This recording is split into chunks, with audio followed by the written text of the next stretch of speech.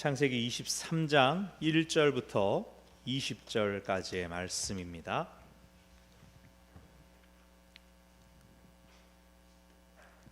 창세기 23장 1절부터 20절까지 제가 한 절, 여러분이 한 절 교독하겠습니다. 사라가 127세를 살았으니 이것이 곧 사라가 누린 햇수라.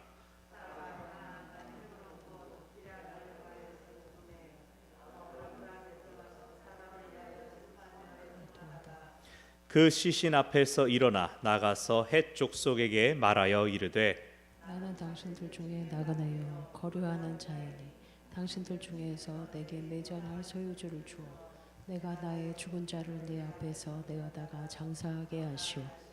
헷 족속이 아브라함에게 대답하여 이르되 내 주여 들으소서. 당신은 우리 가운데 있는 하나님이 세우신 지도자이시니 우리 묘실 중에서 좋은 것을 택하여 당신의 죽은 자를 장사하소서. 우리 중에서 자기 묘실에 당신의 죽은 자 장사함을 금할 자가 없으리이다. 아브라함이 일어나 그 땅 주민 헷 족속을 향하여 몸을 굽히고 그들에게 대하여 이르되 나로 나의 죽은 자를 내 앞에서 내어다가 장사하게 하는 일이 당신들의 뜻일진데 내 말을 듣고 나를 위하여 소알의 아들 에브론에게 구하여 그가 그의 밭머리에 있는 그의 막벨라 굴을 내게 주도록 하되 충분한 대가를 받고 그 굴을 내게 주어 당신들 중에서 매장할 소유지가 되게 하기를 원하노라 하매 에브론이 해족속 중에 앉아 있더니 그가 해족속 곧 성문에 들어온 모든 자가 듣는 데서 아브라함에게 대답하여 이르되 내 주여 그리 마시고 내 말을 들으소서. 내가 그 밭을 당신에게 드리고 그 속의 굴도 내가 당신에게 드리되 내가 내 동족 앞에서 당신에게 드리오니 당신의 죽은 자를 장사하소서. 아브라함이 이에 그 땅의 백성 앞에서 몸을 굽히고 그 땅의 백성이 듣는 데서 에브론에게 말하여 이르되 당신이 합당히 여기면 청하건대 내 말을 들으시오. 내가 그 밭 값을 당신에게 주리니 당신은 내게서 받으시오. 내가 나의 죽은 자를 거기 장사하겠노라. 에브론이 아브라함에게 대답하여 이르되 내 주여 내 말을 들으소서. 땅값은 은 400세겔이나 그것이 나와 당신 사이에 무슨 문제가 되리이까. 당신의 죽은 자를 장사하소서. 아브라함이 에브론의 말을 따라 에브론이 헷 족속이 듣는 데서 말한 대로 상인이 통용하는 은 400세겔을 달아 에브론에게 주었더니 마므레 앞 막벨라에 있는 에브론의 밭 곧 그 밭과 거기에 속한 굴과 그 밭과 그 주위에 둘린 모든 나무가 성문에 들어온 모든 헷 족속이 보는 데서 아브라함의 소유로 확정된지라. 그 후에 아브라함이 그 아내 사라를 가나안 땅 마므레 앞 막벨라 밭 굴에 장사하였더라. 마므레는 곧 헤브론이라. 이와 같이 그 밭과 거기에 속한 굴이 헷 족속으로부터 아브라함이 매장할 소유지로 확정되었더라. 아멘. 제가 해외를 몇 군데 다니다가 시장에 가서 전통 시장에 가서 흥정한 경험이 있는데 중국과 또 네팔에서 겪었던 일이 잊혀지지가 않습니다. 중국 상인들은 그 간단한 외국어를 꼭 익힙니다. 그래서 그 나라 사람 같으면 꼭 그 말을 하는 것이죠. 제일 많이 하는 말이 친구 싸다 그래서 좋아요 이렇게 뭐만 존댓말을 하고 갑자기 막 친구가 갑자기 많아졌습니다. 막 물어봅니다. 이거 영어로 뭐라고 하냐고. 시계 그러면은 시계 한 10번 한 다음에 그걸 이제 자기 말로 익히는 거예요. 그 다음부터 다른 사람한테 가가지고 시계 가방 한국인들이 찾는 걸 알아서 그 뭐 짝퉁 같은 거 명품 이러면서 부릅니다. 그리고 이제 그래요 뭐 있어요 보여줄래요 하는 순간 이제 침묵의 러시. 금액은 계산기에만 찍고 딱 보여주면 이러면 서로 바꾸고 계속 이러고. 네팔에 갔을 때였습니다. 이제 부모님이나 또 그때 아내한테 이제 쇼를 사주겠다고 가게에 들어가서 몇 개를 이렇게 딱딱 고른 다음에 애니 컬러 다른 컬러 디퍼런트 컬러 있냐 물어봤더니 얼마에 해줄 거냐 물어봤더니 이 네팔은 또 이게 중국하고 다르더라고요. friend 그러면서 처음 봤는데 프렌드 그러면서 나는 당신을 나의 손님으로 여기지 않고 나는 당신을 나의 친구로 여긴다. 내가 당신한테 이익을 취하면 얼마나 취하겠느냐. 나는 너를 친구로 여기니 이 정도 가격이면 어때? 갑자기 이렇게 얘기를 하는 겁니다. 중국인들하고는 막 웃으면서 막 마음에 안 들면 비싸 별로 아니야 막 이렇게 막 진짜 반말로 하면서 막 그냥 편하게 흥정을 했는데, 이 네팔 사람들은 완전 진지하게 조금 잘생긴, 조금 이제 서구인 섞인, 우리나라 입장에서는 아시아보다는 조금 이제 서구인 섞인 눈썹도 짙은 친구였습니다. 친구, 넌 나의 친구야. 이건 비싸지 않아. 이건 호의야. 뭐 이렇게 얘기를 하는데, 그런가? 진짠가? 이렇게 솔깃해져가지고 나름 이제 깎는다고 깎아서 샀는데, 나중에 생각해 보니까 친구면 한번 그래 그럼 선물해 줄래? 뭐 이런 말이라도 한번 더 붙여볼 걸 되게 속은 느낌 들기도 하고 그렇습니다. 뭐 물론 돌아온 다음에는 뭐 친구고 뭐고 생각도 잘 안 나지만, 이럴 때만 가끔 생각나지만, 언젠가는 다시 가서 그런 막 friend 뭐 이렇게 막 느끼하게 얘기하면 그걸 뚫고 한번 흥정을 해보고 싶은 생각이 있습니다. 얼마까지 더 깎을 수가 있을까? 제가 기도하고 있는 것 중에 하나가, 언젠가 우리 청년 청소년들과 함께 그런 선교 활동을 할 수 있는 곳으로 비전 트립을 나가는 거예요. 직접 나가서 세상을 보여주고, 물론 요즘 세상에 뭐 마음만 먹으면 가족들과 해외여행 더 좋은 데로든 얼마든지 왜 못 갑니까? 그러나 똑같은 장소라도 또래들끼리 가는 게 다르잖아요. 우리 여러분도 마찬가지 아닙니까? 식구들하고 얼마든지 우리나라 좋은 관광지 다 다니고 제주도 다 갔다 와도, 또 우리 교인들끼리, 남선교회끼리, 여전도회끼리, 구역원들끼리 놀러 갑시다 하면은 뻔히 다 아는 데지만 또 같이 으쌰 하고 싶은 그 마음이 있지 않습니까? 그래서 제가 우리 다음 세대들에게는 특별히 지금 여기를 넘어서 세상을 보고 세상에 대한 꿈을 꾸게 해주고 싶다, 그런 마음이 있습니다. 여러분 많이 기도해 주십시오. 자, 오늘 본문에서 사라가 죽습니다. 그리고 그녀를 안장하기 위하여 아브라함이 땅을 구입하는 내용이 담겨져 있습니다. 사실 열국의 어머니 아브라함의 단짝이었던 사라가 죽었으면 오늘 본문 안에 그 내용이 많이 나타나야 할 것 같지 않습니까? 아브라함이 너무나 슬퍼하였더라, 뭐 석 달 동안 애곡하였더라, 뭐 장래 행렬이 어디서부터 왔다더라, 위로 행렬이 왔다더라, 그래야 될 것 같은데, 오늘 23장의 대부분의 내용은 땅을 구입하는 내용입니다. 오늘 본문에는 하나님께서 개입하시지 않습니다. 하나님을 기억하며 하나님에 대해 언급하지도 않습니다. 그래서 어떤 학자들은 오늘 본문은 아브라함에 대한 전기문 같은 기록이다 라고 합니다. 또 한편 믿음의 눈으로 볼 때 오늘 본문은 하나님이 나타나지는 않지만, 20장에서 아비멜렉이 그래 이 땅에서 살아라 라고 아브라함에게 허락한 이후로 떠돌이 생활이 끝나지 않았습니까? 그리고 오늘 본문에서 실제로 땅을 구입하여 그 땅의 소유권을 획득하는 과정, 즉 약속의 성취의 구체적인 시작을 보여주는 장이라고 할 수 있습니다. 자, 1절에 사라가 127세를 살았다라는 언급이 나옵니다. 창세기에 나오는 족장의 아내들 중에 유일하게 사라만 죽은 나이가 기록되어 있습니다. 그만큼 사라가 차지하는 입지가 크다는 것이죠. 근데 이 127세란 무슨 뜻이냐?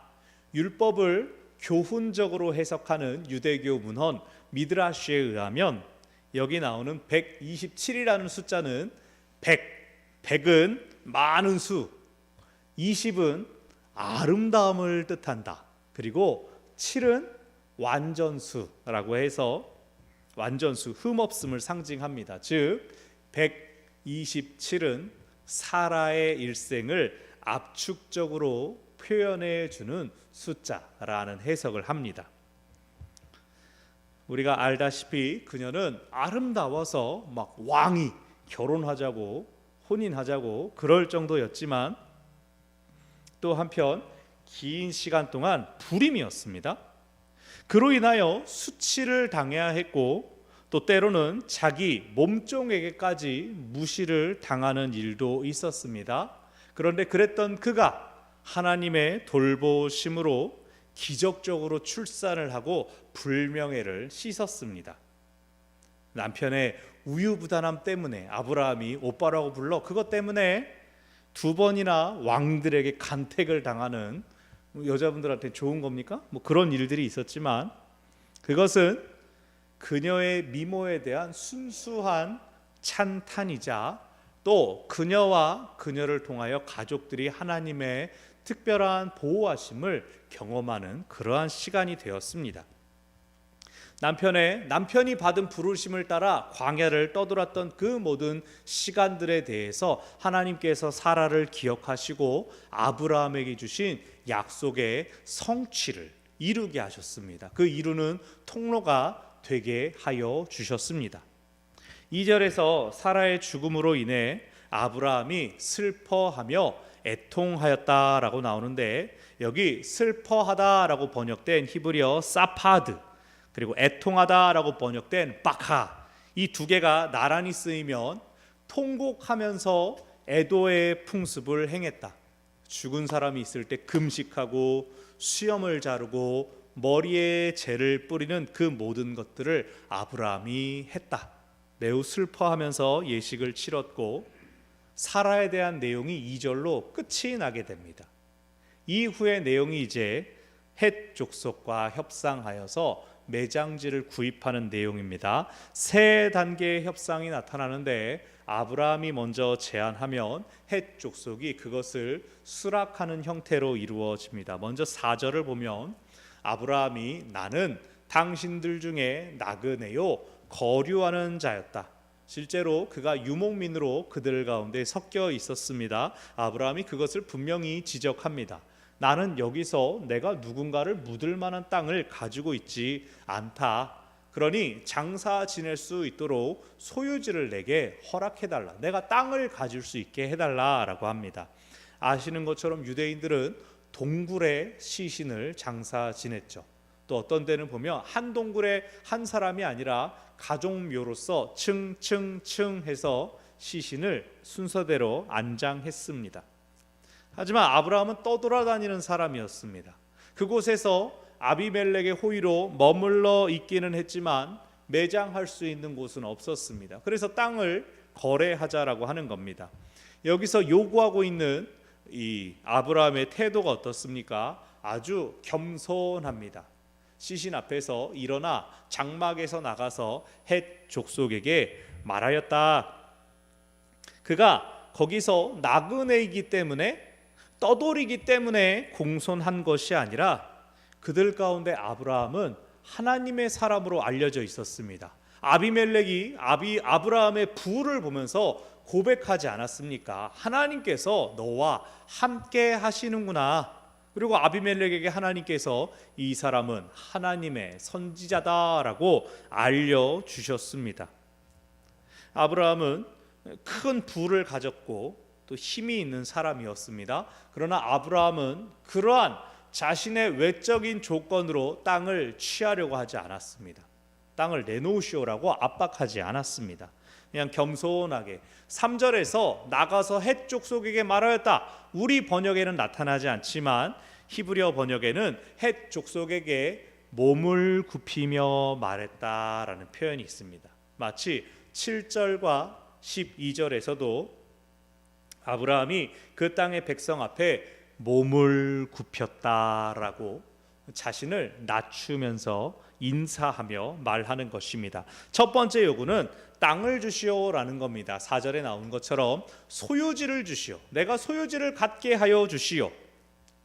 헷 족속이 첫 번째에 대답합니다. 6절을 보면 당신은 우리 가운데 있는 하나님이 세우신 지도자입니다. 이 말은 4절에서 아브라함이 자기소개했던 그 말을 정확히 받아서 그렇지 않습니다라고 돌리는 겁니다. 아브라함이 나는 당신들 중에 나그네입니다 라고 말한 것을 아닙니다. 당신은 우리 가운데 하나님이 세우신 지도자입니다 라고 자신을 낮춘 아브라함을 높이는 화답의 표현입니다. 그 하나님이 세우신 지도자라는 건 우리의 지도자는 아니지만 우리와 함께 살고 있지 않습니까? 라고 말하는 것이죠. 아브라함의 겸손함에 대한 응답. 가는 말이 고와야 옳은 말도 고운 것이죠. 그러면서 이렇게 대답합니다. 우리 묘실 중에서 좋은 것, 마음에 드는 것을 택하여 당신의 죽은 자를 장사하소서. 우리 중에 누구라도 자기 묘실에 당신의 죽은 자 장사하는 것을 금할 자가 없을 것입니다. 우리 모두가 환영합니다 라고 대답합니다. 사라의 죽음을 애도하는 긍정적인 답변입니다. 근데 땅을 준대요? 그 얘기가 없습니다. 아브라함이 정말로 요구했던 소유지를 내게 주시오, 땅을 내게 파시오에 대한 대답은 안 하고 그냥 저희 있는 무덤 중에 하나 같이 묻으시죠, 이렇게 대답을 한 겁니다. 그래서 마치 앞에 제가 말씀드린 것처럼 저를 보고 막 friend 이렇게 얘기를 하지만 전혀 친구로 대접하지 않는 듯한 그러한 첫 번째 답변이었습니다. 그래도 첫 요청에서 아브라함이 일부 호의를 얻었죠. 저희 무덤 다 아브라함 당신 것입니다, 이런 식으로 얘기를 했죠. 그래서 7절에서 두 번째 요청을 하기 전에 앉아있던 자리에서, 흔히들 그때는 이제 기대듯이 거의 눕는 것처럼 앉아있는 게 디폴트였으니까, 근데 그 가운데에서 일어나서 다시 몸을 굽히고 8절 9절, 그렇다면 여러분 중에 누구든 제게 자신의 무덤을 허락해 주실 수 있다면 에브론의 막벨라 굴을 나에게 팔게 해 주십시오라고 요청했습니다. 아브라함이 원하는 곳은 단순히 장사를 지내는 것만이 아니라 땅을 사기를 원한다라는 것을 이 두 번째 요청에서 분명하게 하는 겁니다. 아브라함이 지금 부동산에 지금 그러는 건가요? 그러지 말고 하나 분양해 주세요, 지금 그거에 매달려 있는 게 아니죠. 우리도 이렇게 부모님이나 어른들을 안치하게 되면 한 번은 찾아가 볼 수 있게 적당한 거리와 주변을 살피게 되지 않습니까? 아브라함도 마찬가지입니다. 남의 무덤이면 필요할 때 아무데나 드나들기가 어려우니까 아예 그것을 팔도록 해주십시오라고 하는 상식적인 요구를 합니다. 10절을 보니까 에브론이 그 헷 족속들 가운데 같이 앉아 있었습니다. 자신의 이름이 호명되었으므로 일어나서 아브라함에게 지극한 예를 갖추어 대답합니다. 11절, 내 주여 그리마시고 내 말을 들으소서. 자, 여기 잘 보십시오. 내가 그 밭을 당신에게 드리고 그 속의 굴도 당신에게 드리되 내가 내 동족 앞에서 당신에게 드리오니 죽은 자를 장사하소서. 당신에게 드리고, 이 표현이 지금 몇 번이나 반복돼요? 3번이나 반복되면서 줄게요 라고 말한 겁니다. 근데 드리겠습니다 하고 팔겠습니다 하고 같은 말이 아니죠. 여전히 그것은 빌려주겠다라고 하는 뉘앙스가 담겨져 있습니다. 오픈하겠습니다 정도입니다. 이 말이 지금 동족들 앞 공적인 자리에서 공식적으로 오가고 있습니다. 그 자리에 있는 사람들이 증인이 될 것이기 때문에 아브라함은 아주 확실하게 하기를 원해서 세 번째로 12절 몸을 굽히고 이제 이야기합니다. 13절, 내가 그것에 대한 값을 지불하겠습니다.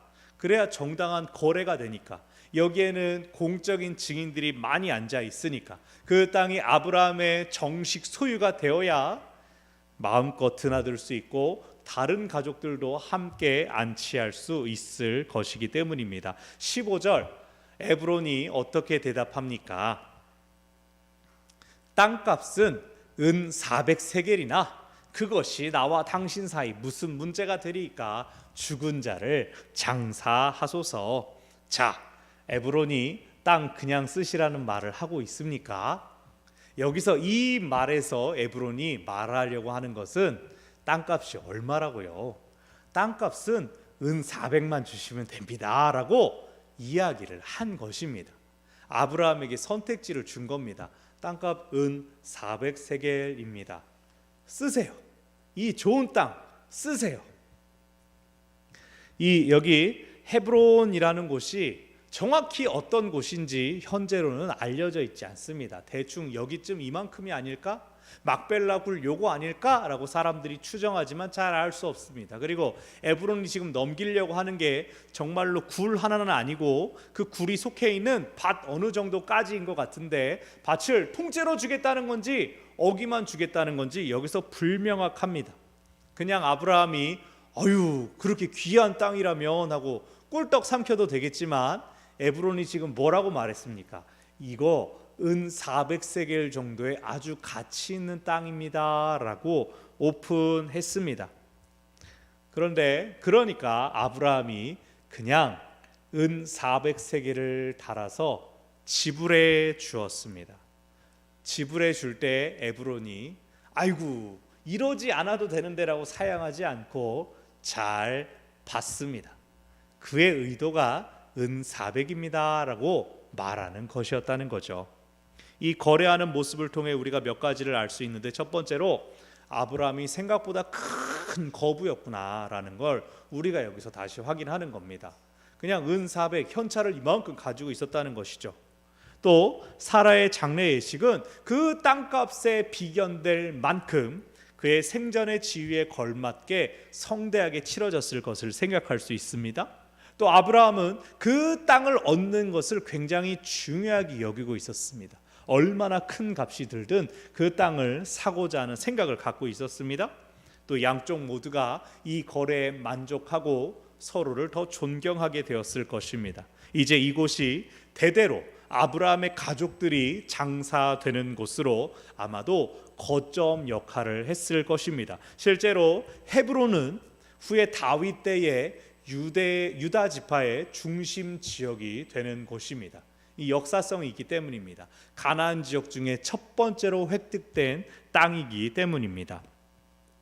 17절, 굴만 사는 게 아니라 굴에 속해 있는 밭, 심지어 나무들까지도 아브라함이 샀다라는 언급이 됩니다.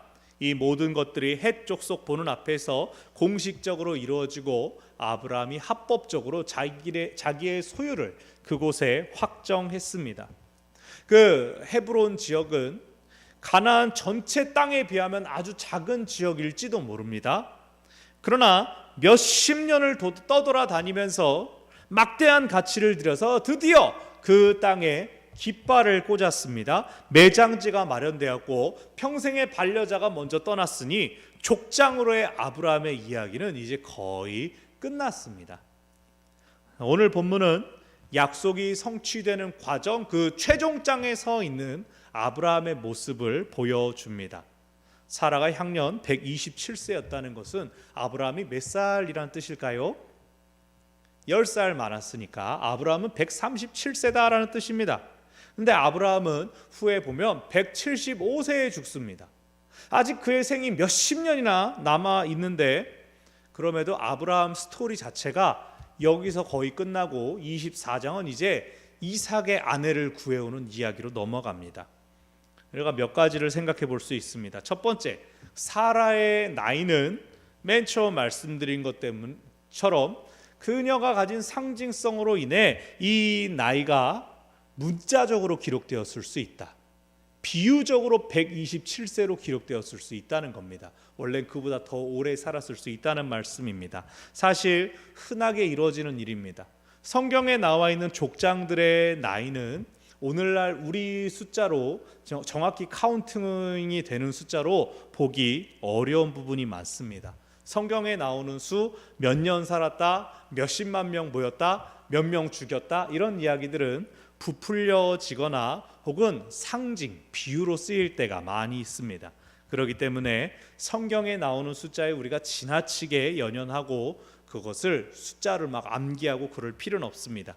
다만 우리가 기억할 것, 사라의 나이를 통하여 우리가 기억할 것은 하나님께서 맡겨주신 사명을 다 마치고 돌아갈 때 우리에게 어떠한 의미가 남을 것인가를 질문해 볼 필요가 있습니다. 우리가 꼭 이 세상에 족적을 남기고 이름을 남겨야 된다, 그런 뜻은 아니지만 적어도 나는 내 뒤에 남는 사람들에게 어떻게 기억되기를 원하십니까? 무엇보다 하나님께서 내가 나의 일생을 마쳤을 때 하나님께서 나를 어떻게 보시기를 원하십니까? 나는 지금 나를 부르신 목적을 이루는 삶을 살아가고 있습니까? 우리는 사라의 나이에서 스스로에게 그 질문을 던져 보아야 합니다. 두 번째로 하나님께서 처음 부르셨던 것은 아브라함 뿐이었습니다. 하나님이 아브라함과 그 안에 사례를 부르셨다 이렇게 나오지 않았죠. 부름을 받은 건 아브라함 뿐이었습니다. 하지만 하나님께서 그 한 사람 통해서만 일하시지 않았습니다. 사라도 자동으로 부름을 받았습니다. 아브라함에게 주신 하나님의 약속과 그에게 주신 사명은 무엇이었습니까? 땅을 주겠다. 그리고 자손을 많게 하겠다. 그 땅과 자손을 주셔서 뭘 하겠다고 하셨어요? 너로 큰 민족을 이루게 하겠다라고 하나님께서 약속하여 주셨습니다. 근데 남자 혼자 자손을 늘리는 게 아니지 않습니까? 물론 야곱처럼 있지 하다 보니까 막 아내가 둘, 막 첩이 둘 이런 사례가 있긴 하지만 하나님은 여성을 남성의 종속된 도구로 사용하지 않으십니다. 아브라함과 사라는 고대 근동 사회라는 시대적인 한계는 있었을지언정 둘이 서로를 돕고 보완해 주는 배필이었습니다. 동역자였습니다. 그렇기 때문에 사라가 죽으면서 아브라함의 스토리가 끝이 나는 겁니다. 더 이상 아브라함이 무언가를 더 이끌어갈 만한 게 없는 겁니다. 사라가 죽었으니까. 여기서 우리가 뭘 생각해야 됩니까? 나의 동역자를 생각해야 됩니다. 아까 나를 부르신 목적을 생각하자라고 말씀드렸는데 여러분, 나를 부르신 목적을 누구와 함께 이루어가고 있습니까? 가정에서 우리를 부르신 목적은 배우자랑 같이 이루어가면 됩니다. 자녀들을 양육하고 그들을 위해 기도하는 게 나의 동역자, 나의 배우자와 함께 이루어가야 될 사명입니다. 우리가 또 그 밖에 일터, 또 우리 교회, 또 그 밖에 모든 만남, 관계들에서 하나님께서 동역자로 붙여주시고 세워주시는 귀한 사람들이 있지 않습니까? 그들을 돌아보며 위로하고 권면하여 바로 세우고 힘써서 함께 나아갈 책임이 있습니다. 우리가 살면서 누구도 그냥 우연히 스치듯 확 지나가는 일 없습니다. 특별히 교회는 더 그렇습니다. 우리와 함께 하게 하신 이들에게는 함께 이루어야 할 목적이 있고 사명이 있습니다. 우리 모두가 동역자로 백운제일교회라는 이 사명을 그리고 목적을 잘 이루어갈 수 있기를 바랍니다. 세 번째로 마지막으로 약속을 이루는 데에는 대가가 필요하다는 겁니다. 하나님께서 땅과 자손을 주겠다라고 하셨는데 아브라함이 진짜요? 좋아요? 하고 누워서 기다리지 않았습니다. 그가 있던 자리, 가족, 아비, 친척, 고향집을 떠나는 대가를 지불했습니다. 아들을 낳을 때까지, 요 작은 땅 하나 살 때까지 수십 년의 시간이 흘렀습니다. 가나안 땅을 북쪽에서부터 남쪽까지 직접 떠돌아다니면서 자기 발로 밟았습니다. 그 아들 주셔놓고 하나님이 바치라 그래서 그 믿음의 시험을 겪어야 했습니다. 거저 주겠다라고 하는 오늘 본문에서 거저 주겠다, 그냥 쓰세요라고 하는 그 말에 넘어가지 않고 비싼 값을 주고 치렀습니다. 그렇게 하는 모든 과정에서 하나님께서 그와 동행하여 주셨습니다. 그 하나님의 동행하심을 그 주위에 있는 사람들로부터 듣게 하셨습니다. 아브라함이 처음부터 막 대가를 다 지불하진 않았죠. 아브라함에게 약함이 있었습니다. 그래서 거짓말할 때가 있었고 또 약한 모습도 보였죠.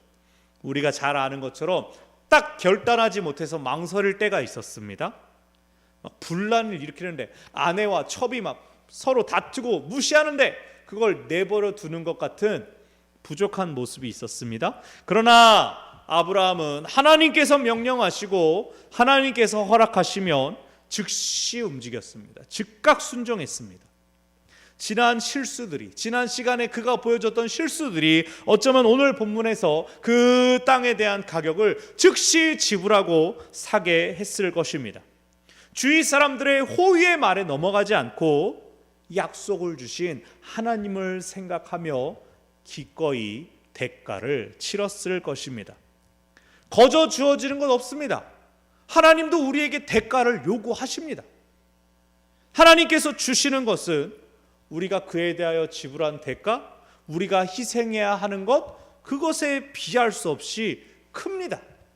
우리가 하나님의 큰 은혜를 바라면서 작은 희생도 못하고 벌벌 떠는 것, 그것이 아니라 하나님께 있는 것은 내가 상상도 못할 큰 은혜이겠거니 믿어버리고 오늘 내게 요구하시는 대가를 기쁘게 먼저 드릴 수 있기를 바랍니다. 말씀을 정리하겠습니다. 찬송 나오시고요. 사랑하는 여러분, 하나님께서 주시는 복을 받기 원하십니까? 하나님은 약속을 주시고 우리에게 목표를 주십니다. 그것을 마침내 취하는 것이 우리 믿음에 달려 있습니다. 그 믿음은 바라만 보는 것이 아니라, 기다리고만 있는 것이 아니라 순종하는 것입니다. 행동하는 것입니다. 실천하는 것입니다. 대가를 지불하면서 앞으로 낯선 곳으로 나아가는 행위입니다. 우리를 부르신 하나님께서 우리의 반응을 보시고 우리에게 만남의 복과 형통의 길을 허락하여 주실 것입니다. 우리 오늘 안 불렀죠? 우리 이 시간 말씀을 기억하면서 주님이 주신 땅으로 한 걸음씩 나아갈 때 주님이 주시는 담대함으로 큰 소리 외치며 나아가네. 이 산지를 내게 주소서. 함께 찬양하겠습니다.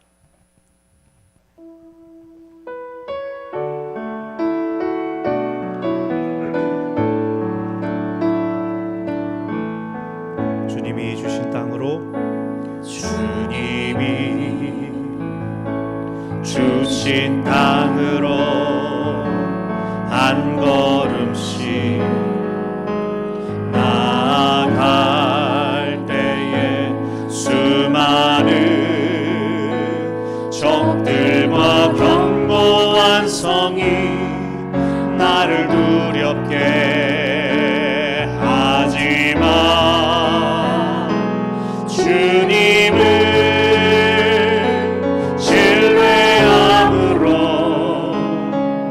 주님을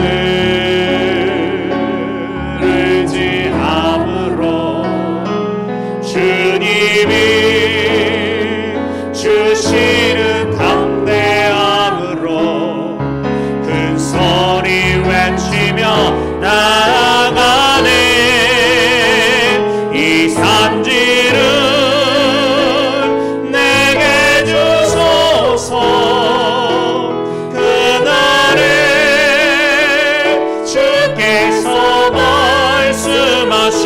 이제 내가 주님의 이름으로 그 땅을 취하리니. 이 산지를 내게 주소서.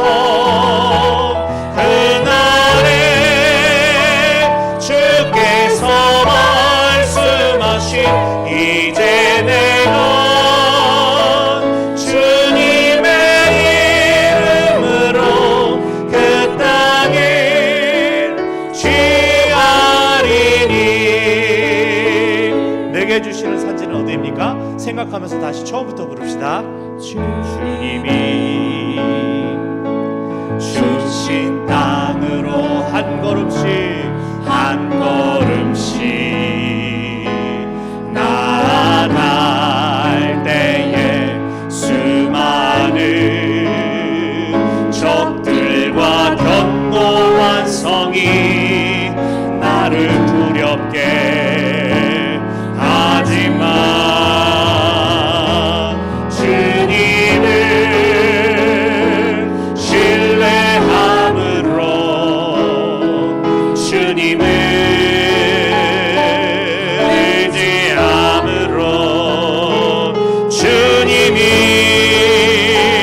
주시는 담대함으로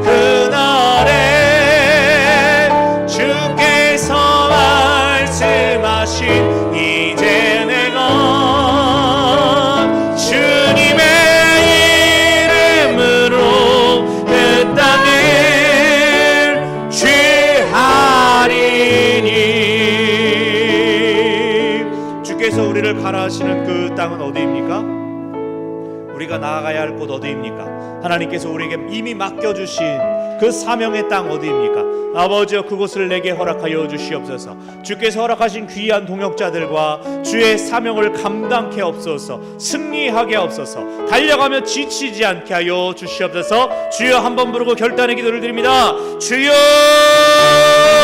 아버지여, 우리를 부르신 주님이시여, 우리를 보내시는 주님이시여, 우리를 사용하시기를 기뻐하시는 아버지여, 우리의 가정, 우리의 일터, 우리가 나아가는 곳, 우리가 처해 있는 상황과 관계, 이 지역, 교회를 통하여 섬기게 하신 이 지역, 기도하게 하신 이 나라와 이 민족과 세계 열방이 하나님께서 우리에게 보여주신 이 산지입니다. 하나님께서 우리에게 맡겨주신 도전의 땅, 사명의 땅입니다. 아버지여, 아버지여, 이 산지를 내게 주소서.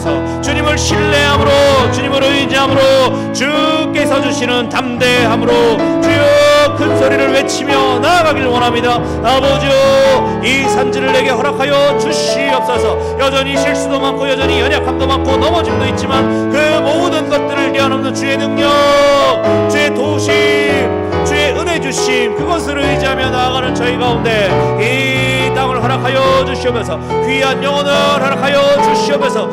오지어 사람을 세워주시고 사람을 일으켜주시고 우리 안에 하나님의 음성에 대하여 즉각적으로 순종할 수 있는 담대한 믿음을 더하여 주시옵소서. 주의 놀라운 일, 주의 놀라운 일, 내가 그것을 다 보지 못할지라도 주께서 보내신 그 걸음 위에 내가 서 있을 때 우리 뒤에, 내 뒤에 또 다른 사람들을 일으켜주시고 믿음의 민족들 일어나게 하실 것을 믿습니다. 주의 놀라운 일, 주의 아름다운 일 완성하기까지 내게 주어진 이 걸음을 담대함으로 나아가는 귀한 하나님의 사람들 낼 수 있도록 아버지 우리 가운데 은혜를 더하시고 아버지 우리 가운데 능력 더하여 주시옵소서. 우리를 지키시고 우리를 주장하여 주시옵소서. 주의 도구로, 주의 축복의 통로로 온전히 쓰임받는 주의 귀한 사람들을 낼 수 있도록 이 산지를 내게 주소서. 이 산지를 내게 주소서. 간절함으로 하려는, 간절함으로 부르는 저희의 기도 가운데 아버지 응답하여 주시고 동역자의 복을 세워주시고 아버지 우리가 또한 누군가를 일으키고 세우고 격려하며 생명을 공급하는 사람, 내가 누군가의 동역자로 또한 귀하게 쓰임받을 수 있도록 아버지 나를 받으시고 아버지 나를 주장하여 주시옵소서. 우리가 주의 귀한 사람들로 일어나게 하여 주시옵소서. 아버지요, 우리 주님께서 가르쳐 주신 기도를 함께 드리겠습니다. 하늘에 계신 우리 아버지, 아버지의 이름을 거룩하게 하시며 아버지의 나라가 오게 하시며 아버지의 뜻이 하늘에서와 같이 땅에서도 이루어지게 하소서. 오늘 우리에게 일용할 양식을 주시고 우리가 우리에게 잘못한 사람을 용서하여 준 것 같이 우리 죄를 용서하여 주시고 우리를 시험에 빠지지 않게 하시고 악에서 구하소서. 나라와 권능과 영광이 영원히 아버지의 것입니다. 아멘.